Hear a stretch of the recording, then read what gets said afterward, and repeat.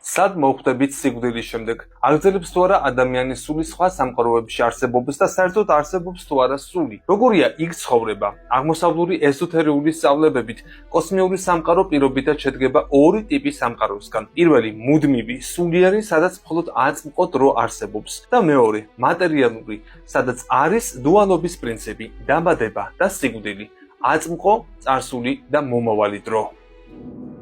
სულიერი სამყარო უსასრულოა და კოსმოსის 3/4-ს შეადგენს. ასეთი ტიპის პლანეტას რომელიმე უმაღლესი არსება კურირებს. მაგალითად არსებობს ქრისტეს, ვიშნუს, ბუდას პლანეტა. ეზოთერის მიხედვით, ასეთი პლანეტებიდან მოდიან სულები კარმულ, მატერიალურ სამყაროში. მატერიალური სამყარო კოსმოსის 1/4-ს შეადგენს. ასეთი ტიპის სამყაროებში ყველა ცოცხალ არსებას აქვს ეთერული სხეული.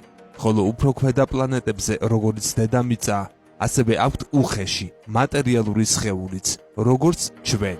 ამავე აზროვნებით ყოველ მატერიალურ სამყაროს აქვს კვერცხის ფორმა, თავისი ბიობელი, ერთი მზე და ერთი მთვარე. ჩვენი პლანეტის გარდა არსებობს უამრავი მატერიალური პლანეტა, ყველაზე უმაღლესია მე-14 დონე, სადაც არსებობისათვის ყველაზე კარგი პირობებია. დედამიწასთან შედარებით სიცოცხლის ხანგრძლივობაც გაცილებით გრძელია. ჩვენი პლანეტარული სისტემა არის შუაში, მე-7 დონეზე. ქვედა დონის პლანეტების მცხოვრებლებს აქვთ ეთერული და ასტრალური სხეულები. ეს არის ეგრეთ წოდებული ჯოჯოხეთური პლანეტები, სადაც სულები იტანჯებიან.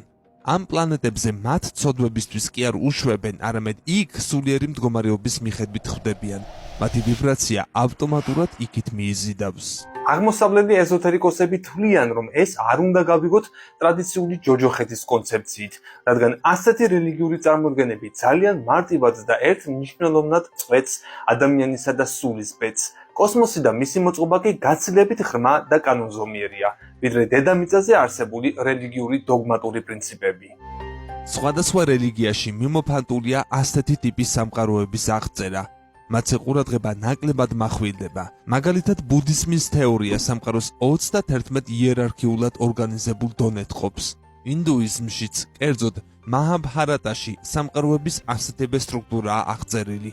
ძველ იუდაიზმშიც დამახასიათებელია სამყაროები, რომლებიც ერთმანეთში ეგრეთ წოდებული მატრიოშკების პრინციპით ეწყობა. გამოიწერეთ ჩვენი YouTube არხი. ლინკი ჩაშენებულია მთავარ გვერდზე YouTube-ის სიმბოლო აიკონში.